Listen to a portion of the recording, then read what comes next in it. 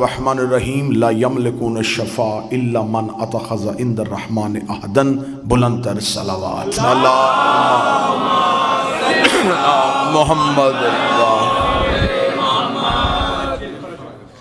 دعا مالکان عزت بارگاہ عزت میں آئے ہوئے ہر صاحب عزت کی عزت کو محفوظ فرمائے. مالکان ذکر بندگان ذکر کا وارثان ذکر کی بارگاہ میں پیش ہونا قبول فرمائے.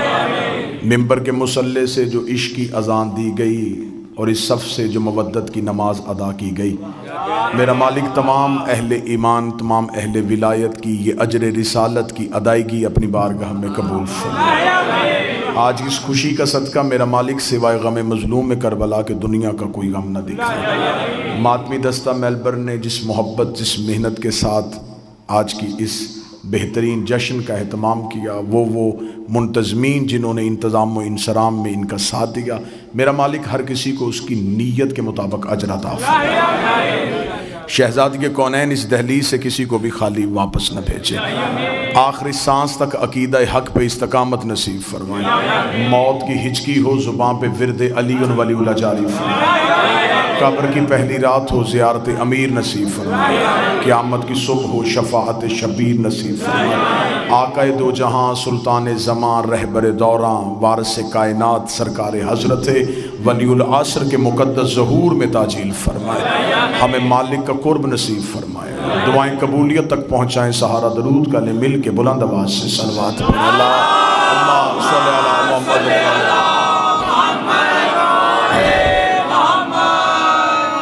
مجھ سے پہلے واجب الاحترام قابل صد احترام ناظم ممبر نے ہدیہ تشکر پیش کیا کچھ شخصیات کی بارگاہ میں. میں سب سے پہلے آپ تمام احباب کی ترجمانی کرتے ہوئے پردہ غیبت میں چھپے ہوئے اپنے مالک کی بارگاہ میں ہدیہ شکر پیش کرتا ہوں کہ جس نے ہماری ملاقات کا سبب مہیا کیا، اور اس مالک کی بارگاہ میں لاکھوں شکر کہ جس نے ہمیں اس قابل بنایا کہ ہم یہ مان سکیں کہ علی واجب ہوتا ہے.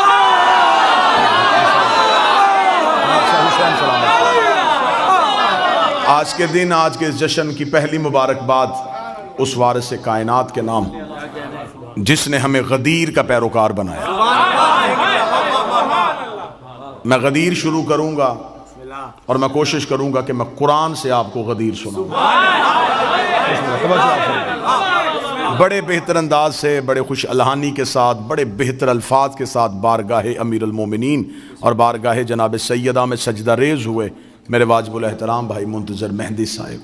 مالک ان کے قلم میں علم میں عمل میں زبان میں لہن میں مزید ترقی عطا فرمائے. بسم اللہ سرکار. بادشاہ حسین سلامت فرمائے. میں نے آپ کے سامنے اللہ کے قرآن سے ایک آیت پڑھی ہے. خدا کہتا لا یملکون الشفاء الا من اتخذ عند الرحمن عہدا. کوئی مالک نہیں شفاعت کا. ذرا خدا کا لہجہ سنیے گا، تیور دیکھیے گا. لا یملکون الشفاء، نہیں کوئی مالک شفاعت کا، الا سوائے. میں بالکل عربی گرامر کے اعتبار سے بھی ترجمہ کرو تو یہی بنے. لا یملکون الشفاء، کوئی ملکیت نہیں رکھتا شفاعت کی، الا سوائے من اتخذ عند الرحمن عہدا، سوائے اس من کے جس نے اللہ سے وعدہ لیا ہوا. میں غدیر پڑھنے لگا ہوں اور شاید یہ زاویہ پہلی بار ممبر سے استعمال ہو، لیکن میں قرآن سے غدیر پڑھنے لگا ہوں. بعض بندے کہتے ہیں ہمیں حدیث میں غدیر نظر آتی ہے، ہمیں قرآن میں غدیر نظر نہیں آتی. تو پھر میلبرن میں ماتمی دستے نے اتنی محبت سے یہ پروگرام بنایا ہے تو پھر آئے قرآن سے غدیر پڑھتے ہیں. میں حدیث سے غدیر کا سہارا نہیں لوں گا، میں کسی اہل سنت کتاب کا حوالہ نہیں دوں گا، کسی شیعہ کتاب کا حوالہ نہیں دوں گا. قرآن ممبر پہ لے آؤ، قرآن سے غدیر پڑھتے ہیں. خدا کہتا کوئی مالک نہیں شفاعت کا الا من، سوائے اس من کے جس نے اللہ سے وعدہ لیا ہوا ہے. میرے مالک ہمیں خبر ہے کہ تیرا اسلوب یہ ہے، تیرا تکلم کا طریقہ یہ ہے کہ تو بعض نام لیتا نہیں، صرف اشارہ دیتا ہے. میرے مالک یہاں تو نے کہہ دیا کہ کوئی مالک نہیں سوا تیرے اور ایک من کے. میرے مالک اب تیرے ساتھ کون ہے وہ جو قیامت والے دن شفاعت کرے گا؟ خدا نے کہا نام میں نے بھی نہیں بتانا، تم نے صرف نشانیوں سے ڈھونڈنا ہے. وہ کون ہے جو شفاعت کر سکتا ہے؟ میرے مالک یہ من ہے کون؟ فرمایا قرآن سے جا کے پوچھ۔ میں نے قرآن کے سامنے ہاتھ جوڑے، میں نے کہا اے علی کے خاموش جا کر، کیا تو مجھے بتا سکتا ہے یہ من کون سا ہے؟ کیا تو مجھے بتائے گا یہ من کون سا ہے؟ کیونکہ میں گیا تھا اللہ کی بارگاہ میں، خدا نے بھیج دیا تیرے پاس، تو بتا دے وہ من ہے کون؟ میں نے کروانی ہے شفاعت، مجھے چاہیے بخشش، اس کی بارگاہ تک کیسے جاؤں؟ اس نے کہا کوئی ہے جو کروائے گا، نام اس نے نہیں بتایا، اس نے کہا وہ من ہے، قرآن تو بتا وہ آدم ہے، وہ نوح ہے، وہ ابراہیم ہے، وہ موسیٰ ہے، وہ عیسیٰ ہے، وہ مصطفیٰ ہے، مجھے نشانی بتا، میں اس کی دہلیز پہ جا کے جھکوں، اس سے شفاعت کا طلبگار کروں۔ خدا نے کہا، جب قرآن نے کہا کہ مجھے بھی اس نے بتایا ہے، نام نہیں بتانا، اشارہ دینا ہے، میں نے کہا تو اشارہ دے میں پیچھے چلوں۔ قرآن نے کہا پھر میرے پاس ایک اشارہ ہے، میں نے کہا کون سا اشارہ ہے؟ سورہ یاسین سے آیت بول پڑی، وَمَنْ ذَا الَّذِي يَشْفَعُ عِندَهُ، کوئی شفاعت نہیں کرے گا اس کے نزدیک لیکن ایک من ہوگا۔ میں نے کہا یہی تو من ڈھونڈنے کے لیے آیا تھا۔ قرآن نے کہا میرے پیچھے پیچھے چلتا، میں تجھے اس من کے دروازے پہ لے کے جاتا ہوں۔ میں قرآن کے پیچھے گیا، قرآن نے کہا وَمِنَ النَّاسِ مَن يَشْرِي نَفْسَهُ ابْتِغَاءَ مَرْضَاتِ اللَّهِ وَاللَّهُ رَءُوفٌ بِالْعِبَادِ، اور وہ جو من ہے وہ انسانوں میں رہتا ہے، جو ہجرت کی رات بستر میں سویا اور اس نے مرضیاں خرید لی۔ وَمِنَ النَّاسِ مَن يَشْرِي، انسانوں میں ایک ایسا من رہتا ہے۔ میں نے کہا تو نے انسانوں میں بتایا، چہرہ تو دکھا، وہ من ہے کون سا؟ قرآن کا تو چہرہ دیکھے گا۔ ایک اور آیت سے سر اٹھایا، فرمایا وَكُلُّ مَنْ عَلَيْهَا فَانٍ وَيَبْقَى وَجْهُ رَبِّكَ ذُو الْجَلَالِ وَالْإِكْرَامِ، قیامت والے دن ہر چیز ہلاک ہو جائے گی سوائے اس من کے جو اللہ کا چہرہ۔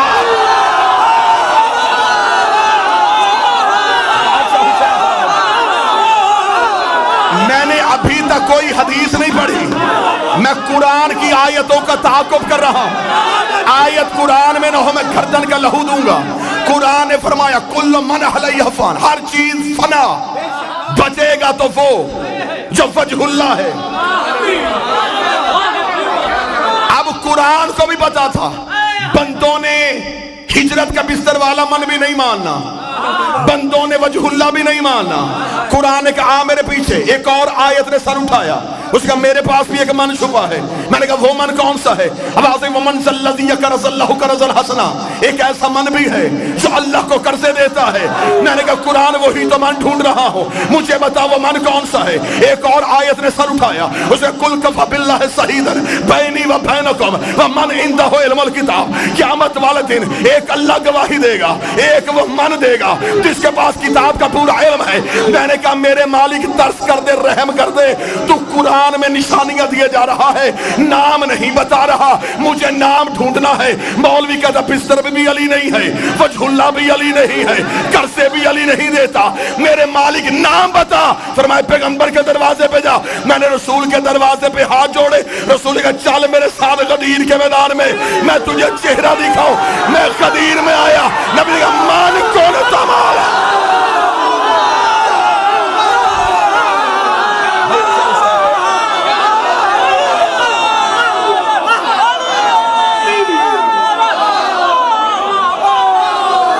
من کن تو مولا، یہ ہے وہ من۔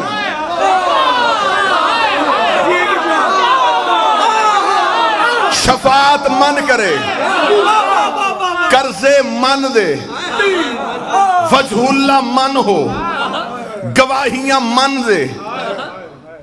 نبی نے کہا غدیر میں پالانوں کے منبر پہ بتایا من کن تو مولا۔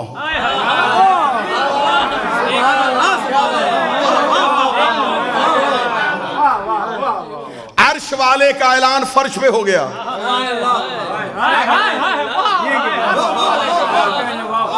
ایک اعلان اللہ نے عرش پہ کیا تھا، وہ تھا پہلی حجت کا، وہ تھا آدم کی خلافت کا، وہ اعلان ہوا تھا فرشتوں میں، یہ ہوا صحابیوں میں، وہاں بھی ایک اٹھا تھا۔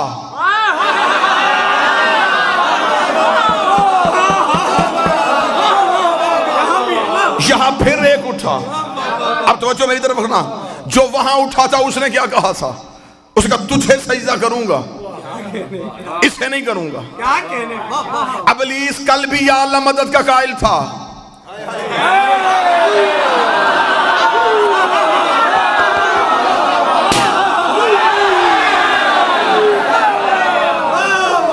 ابلیس آج بھی اعلیٰ مدد کا قائل ہے. اس نے یہ نہیں کہا کہ میں تجھے سجدہ نہیں کروں گا, اس نے کہا اسے نہیں کروں گا. کیا تھا اس کے پاس؟ رکھو علماء کے سروں پہ قرآن. نمازوں کی کمی تھی, کثرت تھی اس کے پاس سجدوں کی. حیات القلوب میں علامہ مجلسی علیہ الرحمہ نے لکھا 6.5 لاکھ سال کی عبادت, 50 ہزار سال کے سجدے, اور انکار بھی پروردگار کا نہیں, انکار بھی کیا حجت کا. خدا نے کیا کہا؟ رک جا, معافی مانگ لے, تھوڑی دیر سوچ لے, یا قیامت والے دن لے کے آ جانا, پھر میں دیکھوں گا. خدا نے کہا فخرج لعنت الی یوم الدین, نکل جا میرے دربار سے, تجھ پر قیامت تک کے لیے میری لعنت ہے. آؤ سارے ماتمی توحید کی بارگاہ میں سجدہ کر کے اللہ سے پوچھے, میرے مالک تو غفار الذنوب ہے, تو ستار العیوب ہے, تو گناہوں کو معاف کرتا ہے, تو نے اتنی جلدی سے لعنتی کیوں بنا دیا؟ خدا نے کہا حجت بھی پہلی ہے, منکر بھی پہلا ہے. حجت بھی پہلی ہے, منکر بھی پہلا ہے. حجت بھی پہلی ہے, منکر بھی پہلا ہے. اگر میں آج اسے اس کی نمازوں کی وجہ سے معاف کر دیتا تو کل کو بڑے بڑے منکر نمازوں کے ٹوکرے اٹھا کے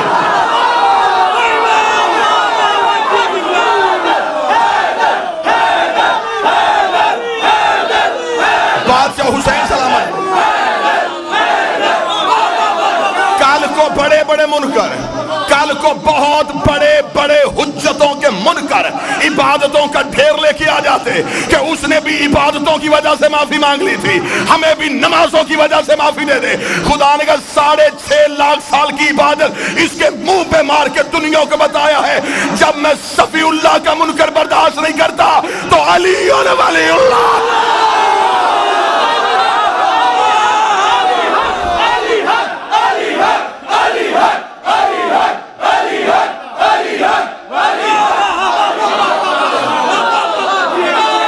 بادشاہ حسین السلام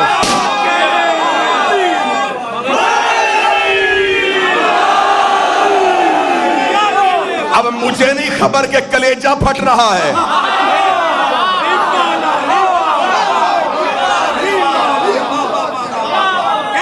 چہروں پہ رونق رکھنا, چہروں پہ مسکراہٹ رکھنا.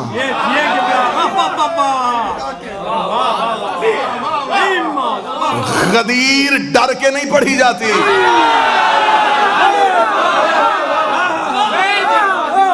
منوانے تو میں آیا ہی نہیں. اللہ نے نبی کو بھی منوانے کا نہیں کہا, پہنچا.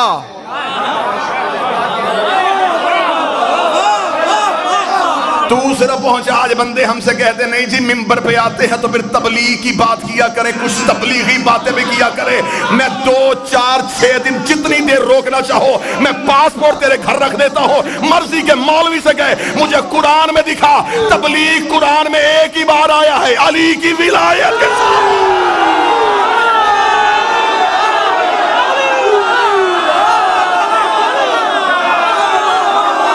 خدا نے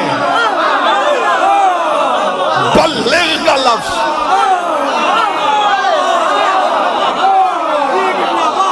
تبلیغ کا لفظ ایک ہی بار آیا ہے, اور وہ بھی علی کی ولایت کے ساتھ. پہنچا علی.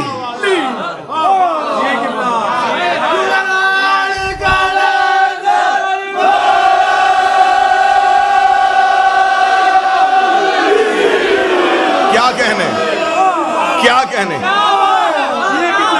بادشاہ حسین سلامت فرما. 1 گھنٹہ آپ نے مسلسل داد دی تھی میرے بھائی. میں آپ کو زحمت دینے کے موڈ میں تھا ہی نہیں, میں صرف پیغام پہنچانا چاہتا تھا. میرے بھائی نے داد کا خرچ اتنا اونچا رکھ دیا.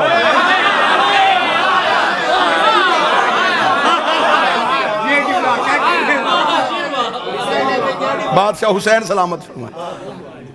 اس نے انکار کیا, اس نے کہا نہیں قرآن سے پڑھ رہا ہوں غدیر. ابھی میں حدیث کی طرف تو گیا ہی نہیں, اب میں نے کوئی قصہ کوئی کہانی کو واقعہ تو پڑھا ہی نہیں. قرآن ممبر پہ لے کے آؤ. ابلیس نے کیا تھا, اس نے اللہ کا انکار کیا تھا, حجت کا انکار کیا. خدا نے کیا کہا؟ معافی نہیں. خدا کا نکل دربار سے. تجھ پر قیامت تک کے لیے میری لعنت ہے، رات ہوں یہاں، کل دن میں میری فلائٹ ہے، کل تک بھی جواب ملے تو آ جانا، پھر بھی مطمئن نہ ہو دوبارہ زحمت دینا، پھر آ جائیں گے۔ قرآن گواہ ہے کہ ابلیس کو جب خدا نے اپنی بارگاہ سے نکالا تو بارگاہ توحید کے دروازے پہ کھڑا تھا۔ افتخار شاہ جی یہاں سے دعا چاہیے مجھے آپ سے، توحید کے دروازے پہ کھڑا، خدا نے کہا کیوں نہیں جا رہا؟ اس کا مقابلہ کروں گا اب آدم کا۔ خدا نے کہا کیسے کرے گا؟ اس نے کہا میں اولاد آدم کو گمراہ کروں گا، اس آدم کی نسل کو بہکاؤں گا۔ خدا نے کہا کیسے بہکائے گا؟ خبر خدا کو بھی تھی۔ کون سی چیز ہے جو علم قدرت میں نہیں؟ خدا نے کہلوایا اسے منتظر بھائی تاکہ یہ کہے اور آدم کے بچوں کو پتا چلے کہ اس نے چیلنج کیا کیا ہے۔ اسے کیا چیلنج کیا؟ قرآن ممبر پہ لے گا، اس نے یہ نہیں کہا میں مسلح کھینچوں گا، میں سحر و افطاری کا سامان اٹھاؤں گا، میں بندے طواف سے نکالوں گا۔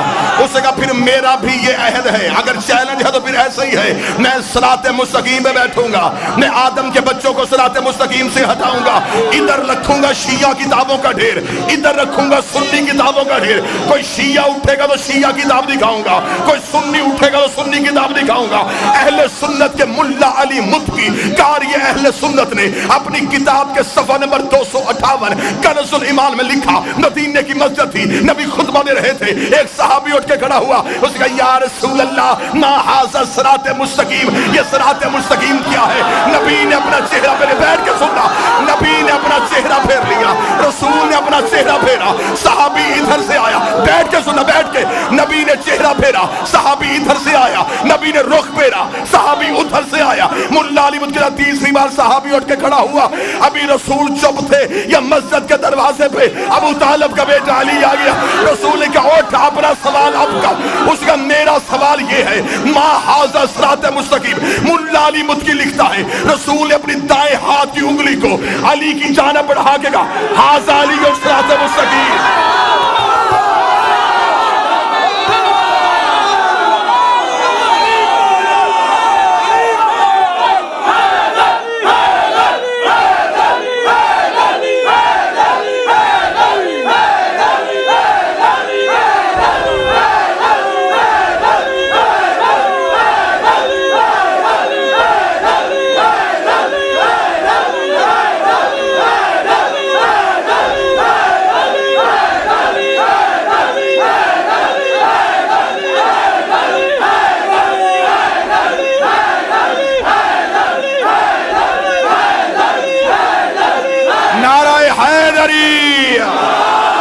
رسول کا ھذا علی ھذا علی صراط مستقیم، یہ میرا علی صراط مستقیم ہے، دوبارہ بلانا نہ بلانا، رزق ملتا ہے نجف سے۔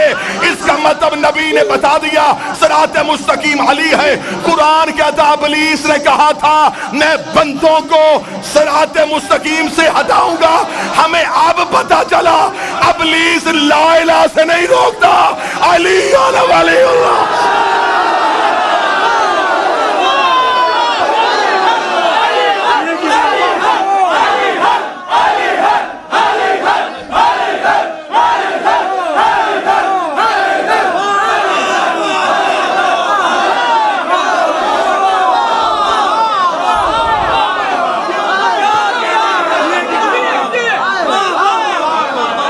صراط مستقیم سے مراد اگر علی ہے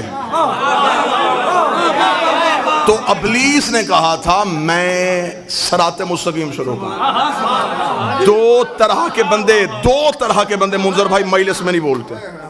ایک وہ جنہیں فضائل اچھا نہیں لگتا، ان کی ضرورت نہیں۔ ایک وہ جس میں غرور ہوتا ہے، میں امیر ہوں میں کیوں بولوں، جس میں یہ بات ہے اسے ایک بات بتا دوں، غریب بھی علی کرتا ہے۔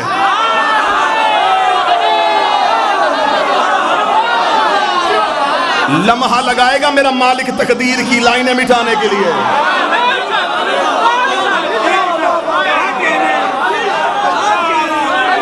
اور ذکر علی میں بولنے کا جو طریقہ ہے میں اپنی زبان سے نہیں، سلمان محمدی کی زبان سے سناتا ہوں۔ ایک بندے نے آگے جناب سلمان سے پوچھا تھا رہا ہے تو نبی کے ساتھ صحبت پائی ہے تو نے علی کی، تو بڑا جلیل القدر صحابی ہے، بتا انسان کو کتنا بولنا چاہیے، کتنا چپ رہنا چاہیے؟ سلمان نے یوں سر اٹھا کے کہا بہتر ہے انسان چپ رہے، لیکن اگر بات علی کی ہو پھر کبھی بھی چپ نہ رہے۔